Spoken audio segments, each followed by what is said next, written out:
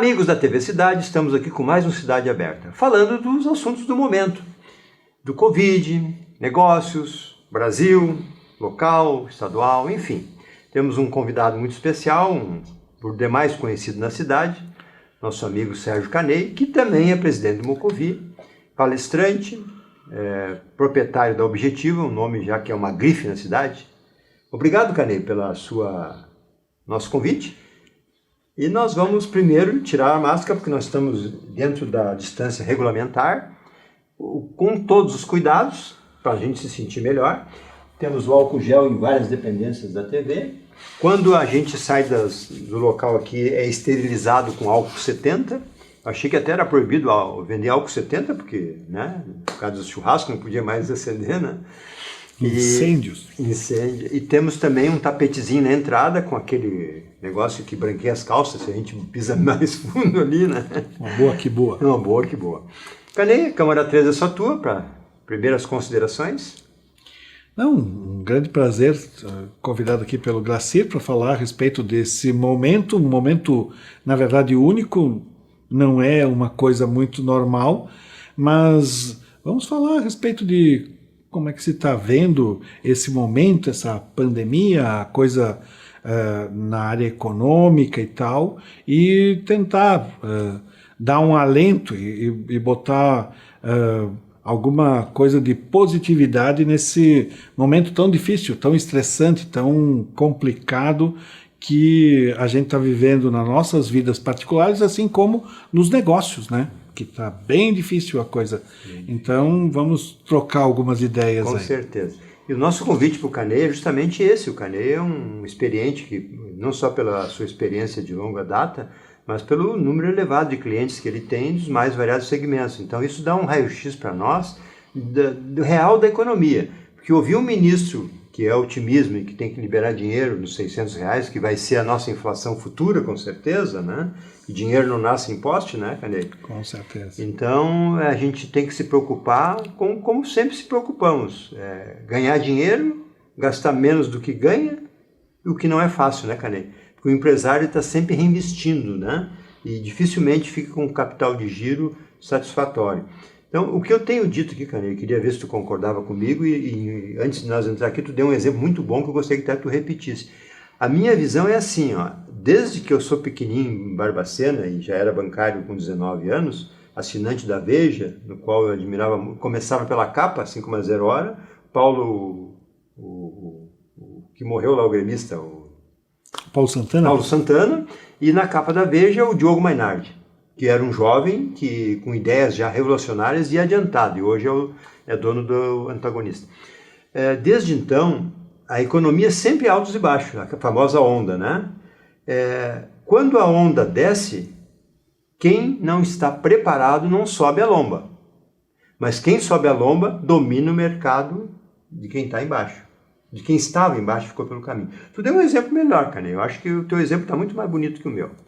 Na verdade, em economia se estuda e se você for analisar ao longo do tempo, você vai ver sempre que a tal da onda, o momento econômico bom é o momento que antecede uma eleição, que é quando um presidente tem que liberar um monte de recursos, fazer com que a vida pareça boa para que ele seja reeleito ou que o sucessor que ele escolheu faça um bom governo.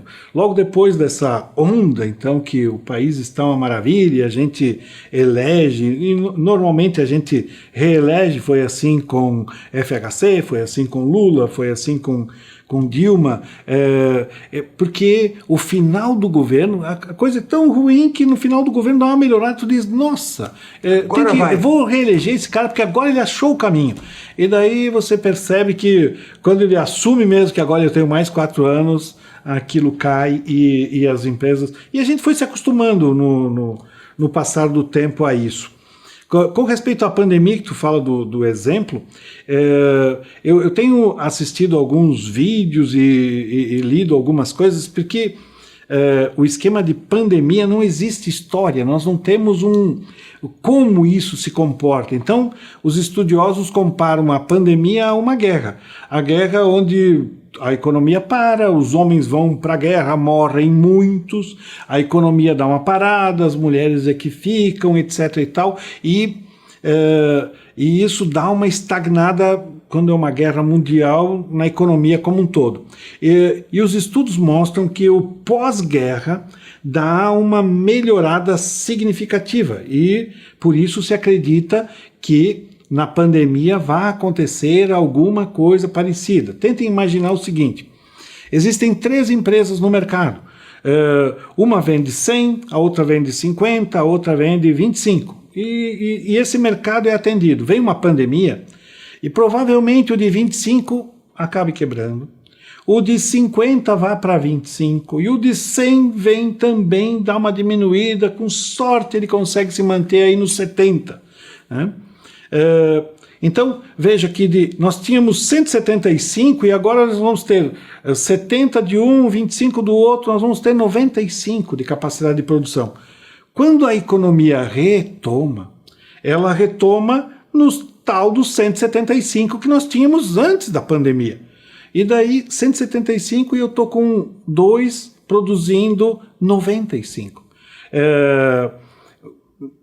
Vão ter problemas de se realinhar para poder entregar os produtos que o mercado está solicitando. Então, com certeza, um pós-pandemia, a economia vai dar uma frutificada muito boa.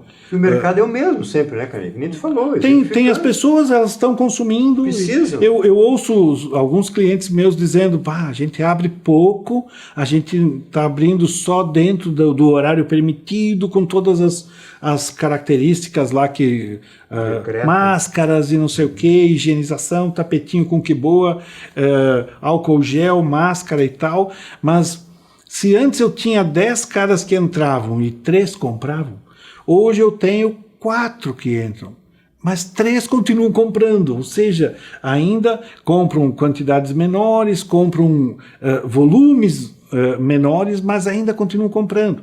Então, esse mercado consumidor ele vai estar latente, segurando e tal. Quando ele retomar, nós vamos ter provavelmente sérios problemas de abastecimento, de conseguir entregar aquilo que a população vai vir sedenta a comprar. É o que, assim, os estudiosos dizem, e a gente não tem muita experiência, mas é o que se conta. Eu acredito muito nessa teoria. Mas e a experiência que a gente tem sempre foi assim, né, Carneiro? Logo depois de uma crise, veio o crescimento, e o mercado sempre foi em ondas, né? As próprias safras, né? O calçadista tem safra, o malheiro, né? Todo mundo tem a sua safra. Então, esses que conseguem guardar um pouco de gordura e não investir tudo, às vezes, em coisas particulares, né, que é o grande defeito do empresário brasileiro, fica rico, já troca de carro, compra casa na praia e enxuga o capital de giro, ou constrói um prédio novo, né, joga todo o capital de giro no prédio e deixa de ter o capital de giro para comprar bem, etc. Né? Como é que tu está sentindo, assim, tem algum segmento que está mais em dificuldade, fora o comércio, que parou tanto tempo, né? Em alguns ramos do comércio, inclusive, né? Tem segmentos bem passando por dificuldades bem grandes. Aí, tu pegar a academia de ginástica, os restaurantes, escolas de inglês, onde tu tem que aglomerar coisa, esse pessoal está padecendo, porque não tivemos tempo para nos reinventar. Então, foi assim, né? Eu estava ouvindo, acho que ontem à noite na TV, um programa que falava sobre a nova tendência. Vai aumentar muito. Lá no meu escritório, lá na Objetiva, a gente, assim, deu a pandemia, todo mundo em casa, fecha tudo. Cara, foi todo mundo para casa com um laptopzinho, com um computador, com a internet, vamos trabalhar home office, porque precisa fazer algumas coisas e assim, eu tive relativamente sorte, né? Vamos chamar de sorte, porque diferente de academias, de coisas assim, escritório de contabilidade, o nosso trabalho não diminuiu, como aumentou.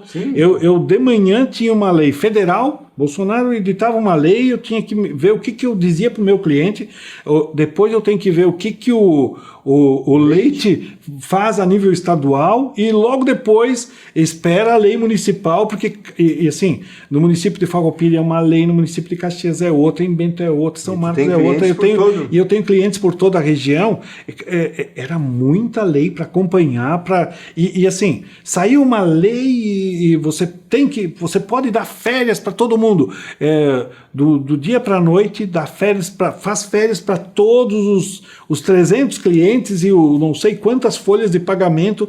Aí, no dia seguinte, vai reabrir o comércio, chama o pessoal, cancela as férias, traz de volta. Agora você pode dispensar tudo. Cara, era uma loucura, era ler lei, estudar a lei, ver como isso se adequava, e você não tem tempo de se adaptar, porque a lei sai agora e vale para amanhã, né? Então, em momentos de pandemia, foi realmente uma loucura. Tá?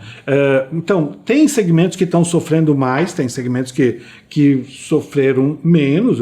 Eu tenho alguns clientes que cresceram 30%. Eu falando com o cliente e ele me dizendo, olha, aqui, né, vamos falar de boca pequena, eu estou crescendo 30% a mais do que eu vendia em momento antes de pandemia. Por quê? Porque ele pegou um segmento bom, porque ele está se readequando, ele está se preparando e ele mudou a argumentação dele, ele está melhor, né?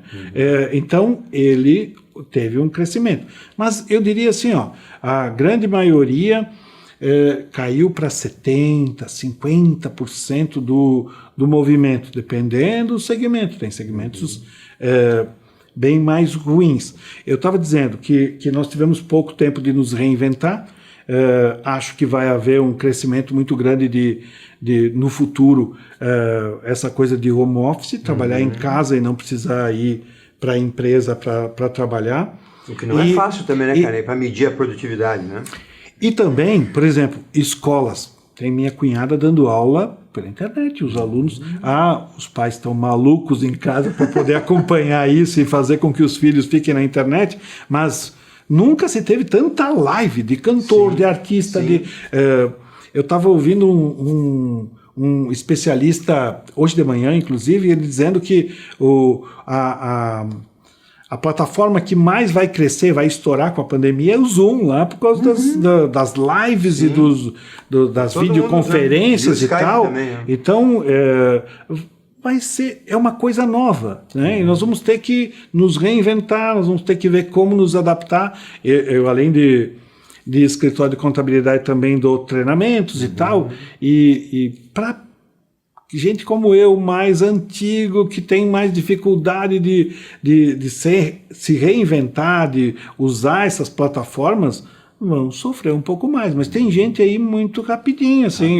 Eu vi algumas escolas de inglês, clientes meus também, que se reinventaram rapidinho, fazendo live, fazendo aula por internet, e os alunos continuando até porque não tinha nada que fazer em casa, né? Para tentar aproveitar o tempo, né? Muita gente, inclusive, está dizendo, olha, é o momento de não ficar em casa e sim de se treinar, de se preparar para alçar outros voos, né? Cara, voltando assim para o pessoal, né? Porque o objetivo do trabalho, de tudo, sempre foi o lazer e o viver bem, né? Há muito tempo que os americanos já fazem isso, né? Há muito tempo que o Google e outros inventaram esse negócio de ter o tempo livre por tarefa e tal. Mas para nós não vai ser fácil essa readaptação. Porque a gente sente o seguinte, que o comodismo, o brasileiro é mais acomodado nesse sentido, né? E outra coisa que eu queria perguntar para ti é o seguinte, tu não acha que todos os clientes vão ter que repensar a venda pela internet? Porque passou a pandemia não vai sair da nossa cabeça tão cedo. As pessoas vão tentar algumas coisas, assim, de aglomerações, ou vou lá no shopping dar uma volta. Será que dá para ir hoje, com esse tempo fechado? Será que a venda da internet não vai explodir? O que tu pensa sobre isso? Eu não só penso, não só acredito, como é uma coisa evidente, né? Assim, o que a venda vai ser pela internet é uma questão de tempo. Eu só acho que a pandemia ajudou a acelerar esse processo. vai ter sim, já era uma realidade, vai ser uma realidade acelerada. A mesma coisa que o home office, certo. Ou mesmo antes de pré-pandemia, vocês já perceberam quantas faculdades já davam EAD, ensino à distância e tal? E praticamente todas, né? Num crescimento fenomenal. CNC, todos. Eu fui há uns 10 anos atrás num evento em São Paulo sobre educação. E lá eles falavam que o futuro, há 10 anos atrás, falavam o futuro vai ser aula gravada, aula à distância, com uma abrangência fenomenal, tu atende um mundaréu de pessoas. E tem que estudar mais, cara. Tu tem uma inteligência num lugar e tu prolifera aquela inteligência, um professor muito melhor, ampliando isso de forma geométrica e tal. Então, já era, né?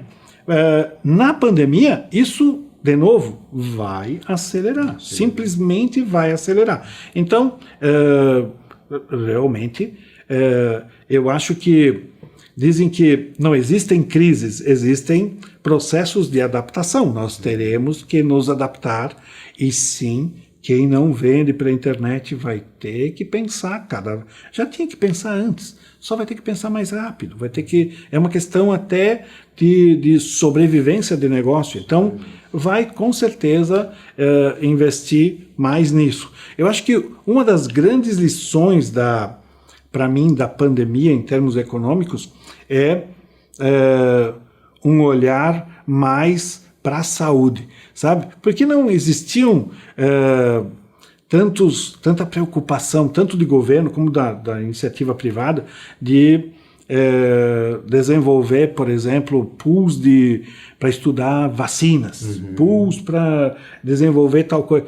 Agora, quando a água bate no pescoço, né, Farroupilha reuniu em 2 dias, eu acho que foi 600 mil reais de doações. 1 milhão e pouco. O Mocovi ajudou, 1 milhão e pouco. A Objetiva ajudou, e todo mundo ajudando, gente particular, empresas, etc. Para os respiradores. Para os respiradores. Mas o respirador é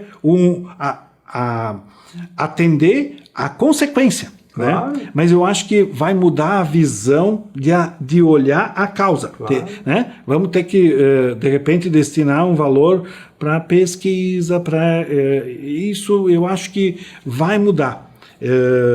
Eu acho que quando eu tenho Netflix lá e assisto aqueles filmes que eram só teorias, como é que se chama? Ficção, né? Isso. De pandemia e não sei o quê. Tá tudo ali. Agora, quer dizer, já existia, era uma questão só de tempo, a gente só não sabia quando isso ia acontecer, porque com uma economia globalizada, o sujeito está hoje na China, amanhã ele está aqui no Brasil, no outro dia ele está nos Estados Unidos, então... Como segurar o vírus? Um vírusinho, você não segura esse negócio, né? Não, tem que arrumar vacina agora. Então, esse estudo de vacinas, eu acredito que vai haver um investimento, um olhar mais acurado. Eu também acho que a própria pandemia vai nos deixar uma herança muito legal. Assim, leitos, UTIs e estruturas, desde que, né, os recursos não sejam usados para comprar respirador que não funciona, pelo triplo do valor. Sem aquela coisa. Né? Em bom, qualquer lugar, sabe? Eu estava olhando, mas é o Brasil. Não, gente, o pior de tudo é que não é o Brasil, é o desgraçado do ser humano. O ser humano é um bichinho terrível.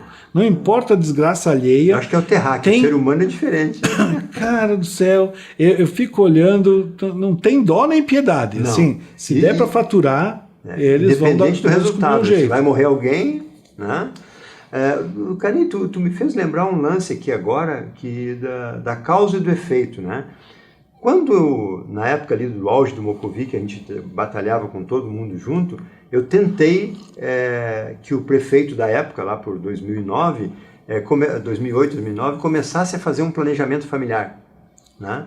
Porque assim, planejamento familiar é tolher o direito da mãe de ter filho. Não estamos falando nisso. Estamos falando daquela mãe que está lá desamparada, que já tem 3, 4 filhos e que está gerando filhos, às vezes, por um desconhecimento, por não usar um anticoncepcional e tal, o que acontece? Esse filho, ele vai ficar jogado, às vezes, sem um cuidado, que mais à frente vai trazer problema para a sociedade.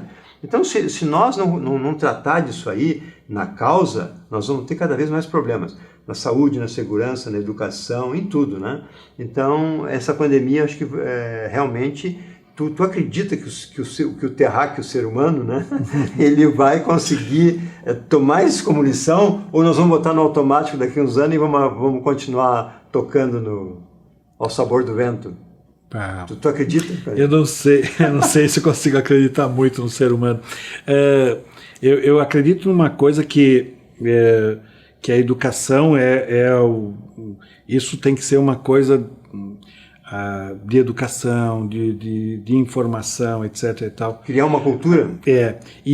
Mas acho que nós vamos padecer, acho que bastante, porque nós não temos uma cultura muito boa para isso, e agora, quando a pandemia essa terminar, porque eu acho que ela ainda está no começo, para o meu gosto. Está latente. E nós temos todos esses problemas, nós não temos... nós temos que dizer para as pessoas... Eu estava ouvindo, acho que ontem era o dia da enfermeira, e a mulher que conseguiu dar o nome ao dia da enfermeira, era uma mulher que foi servir na guerra e que viu que o que eles tinham que fazer era higienizar. Lavar as mãos. Lave as mãos, etc. É o básico, é o saneamento básico. E acho que isso, por força maior da própria pandemia, nós vamos ter que aprender a fazer isso. Porque eu gosto muito de comentar aqui, Canei, assim, ó, o Japão é um exemplo, né? Não fez lockdown, não parou nada, mas por quê? Lá quando o cidadão tem uma gripe, estou resfriado, eu saio com a máscara na rua, em respeito ao outro cidadão, para não passar o meu vírus para ele, né? Isso é no metrô, em qualquer lugar. Em qualquer lugar do mundo onde se vai, tem lá os asiáticos com a sua máscara. Uhum. Então, o cara fez um transplante, está doente? Não, ele está se protegendo dos latinos aqui, né? Então, assim, ó, eu acho que isso sim, a dor ensina a gemer e nós vamos nos cuidar mais. Tanto que Farroupilha foi um exemplo, né? Tu vai na rua, tá 99% hoje de máscara. E não foi por causa da multa aí, né? Muita gente morrendo. Quando a coisa começa a ficar mais perto da gente, né? Uhum. Eu estava ouvindo, porque na Coreia teve bem poucos, né? Uhum. Bem poucas mortes. A gente não sabe. E daí estavam entrevistando um jogador brasileiro, porque lá o futebol já voltou, e a Gaúcha estava entrevistando um jogador brasileiro que na inauguração, lá na abertura, fez 2 gols e tal. E estavam pedindo para ele como é que foi que lá teve pouco. E ele falando que ele estranhou muito a cultura de lá, porque se dizem põe a máscara, eles põem, não saia, eles não saem, e um respeito que ele até estranhou quando foi para lá, né? Porque é meio que é cultural, eu não sei se é militar ou se é cultural, sabe? Cultura, se alguém diz tem que fazer isso, eles fazem, né? Já nós, o brasileiro, que ele descobre no mínimo uns 10 jeitos de burlar o negócio. Então, é o jeitinho brasileiro. Mas em 1500, quando chegaram aqui, o Rio de Janeiro já tinha um jeitinho. Em 1500. Então só evoluiu, né? Sim. A lei de Gerson. A gente foi aprimorando o jeito. Né? A lei de Gerson, né? Que durou quanto tempo? Eu aprendi na faculdade que brasileiro era bem visto na área administrativa porque ele é muito criativo. Criativo demais, né? Aí o presidente da Nissan sai fugido do Japão, né? Porque ele deve ter sido muito criativo e teve que sair fugido porque a lei japonesa não deixa muito jeitinho brasileiro. E outra coisa, o japonês, eu li um livro que é o Fator Kata, eu até tenho um resumo, eu me apaixonei pelo livro, que é o seguinte, ó, os 5S, esses negócios tudo aí, já vem da cultura japonesa. Não foi só uma carta lá que entrou lá no Japão e botou ordem na casa depois da guerra, né? Eles têm 5S para cada coisa, para arrumar louça, para arrumar cama. É ensinado de pai para filho o sistema, né? Então é tudo no lugarzinho. Isso deixa eles meio neuróticos também, né? É o maior índice de suicídio, também, aquela coisa muito... É uma pressão muito grande, né? Mas dá para fazer o meio termo, né? Dá para deixar o sapato na rua, dá para quando vem a compra do mercado dar uma limpadinha, porque na noite anterior, por mais higienizado que seja o mercado, os ratos entram por baixo da porta e vão em cima das prateleiras. E a leptospirose, né? Isso. Mata tanto quanto ou mais, né? Porque eu estou dizendo em todos os programas isso, cara. Nós temos que usar máscara, nós temos que se organizar, cumprir os decretos, porque quem está fazendo o decreto não é só os políticos, é uma farmédia, é médico, é gente que está... lado técnico, né? Lado técnico, antenado no mundo. O Rio Grande do Sul, eu até não levava tanta fé no nosso governador, né? E eu estou me surpreendendo positivamente. Tá então, assim, usando o lado técnico, usando toda uma estrutura de pesquisa, nós estamos sendo um modelo a nível nacional. Né? Então, temos também número de casos bem menores do que a média nacional por população. Então, essa coisa do lado técnico, não vamos imaginar que isso aí é uma invenção, assim, porque também estamos na época, eu nunca vi tanta fake news. Como tem... E como separar, né? Assim... mas assim, tem umas grotescas que pro meu gosto, que pegaram aquele cara lá fazendo aquela filmagem na Ceasa, dizendo que estava tudo desabastecido, que ele pegou um horário, não sei o quê. Isso devia dar cadeia, porque é implantar o pavor, né? Aquelas coisas. Eu recebo aquela do estou enterrando caixão vazio, com pedra dentro, cara, menos, né? Assim, é uma coisa séria, e tem que... E espero que a nossa legislação, a gente está dizendo que a internet vai ter um salto, que tenha uma legislação que meio que doutrine isso também, né? Porque me parece que é meio que terra de ninguém. Pode fazer qualquer coisa que tu é só...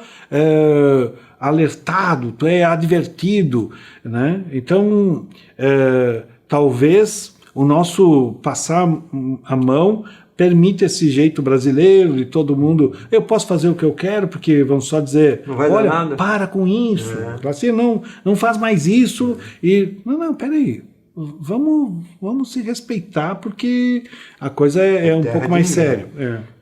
Nós criamos um grupo, eu e o Charles, que é Farroupilha e Brasil que Queremos, né? E lá, a primeira coisa que nós fizemos foi as regras. O cara que ofender, ele é expulso do grupo, tá fora. E é apagado a ofensa ali, né? Porque chamar de corja, de não sei o quê, qualquer um é ladrão, né? Cara, se printar aquilo ali, levar no cartório registrado, pode tirar uns bons pila do ofensor, né?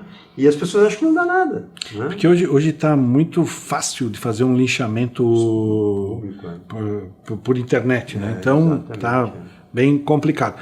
Tomara que essa coisa toda também nos ajude a organizar um pouco esse lado aí. Não sei se teremos sucesso, mas... Alguma coisa vamos aprender, né? Fica um pouco desse tipo de coisa. Cara, por incrível que pareça, vai para meia hora nossa conversa.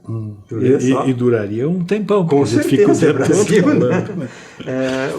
A mensagem de otimismo que eu gostaria que tu deixasse, porque eu sei que tu é um palestrante que para ti não tem bola perdida, né? E tu tem o sucesso que tem ao longo dos anos por isso, né? Porque o pessimista se retrai, se encolhe e se morte. E a natureza o que é? Dá uma fruta, espalha milhares de sementes, para quê? A natureza expande.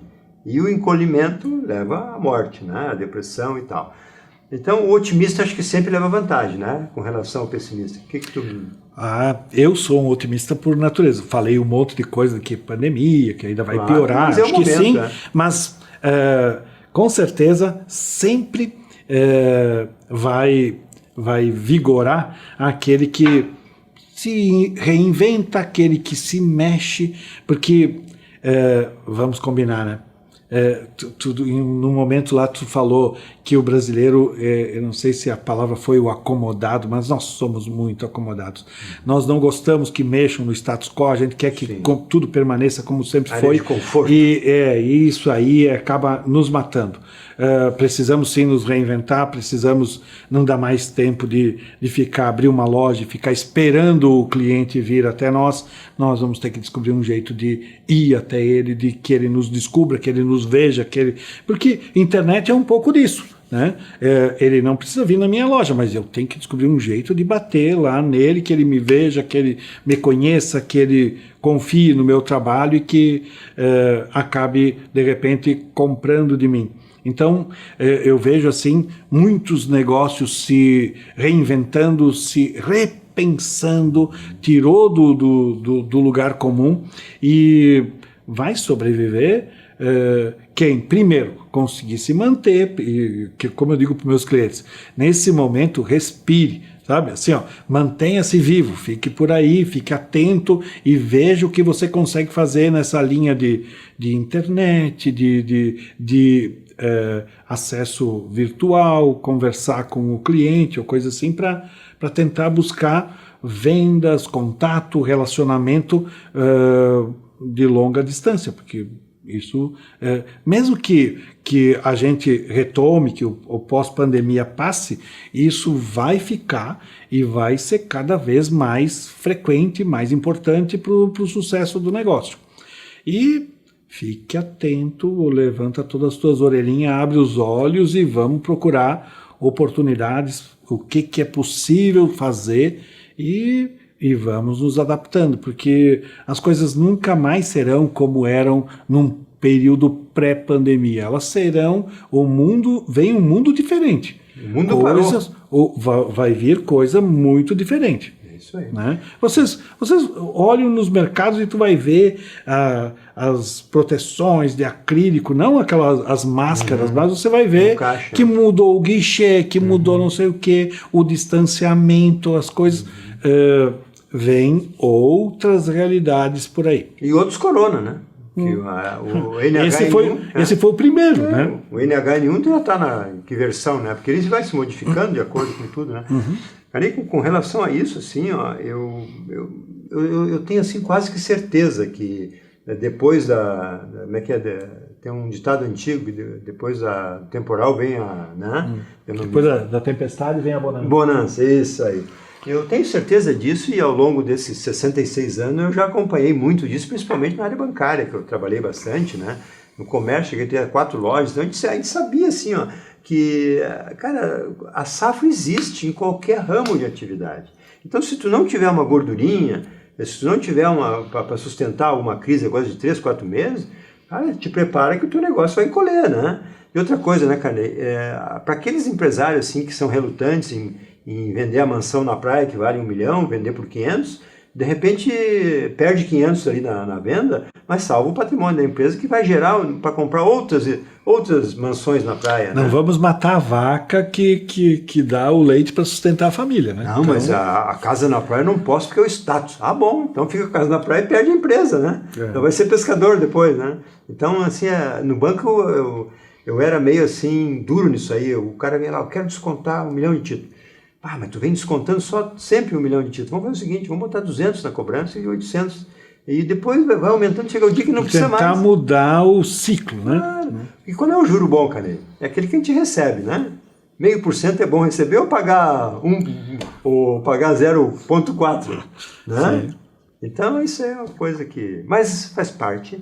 Obrigado pela atenção de todos. Nós vamos voltar com as máscaras, porque vamos sair do ambiente de distância regulamentar.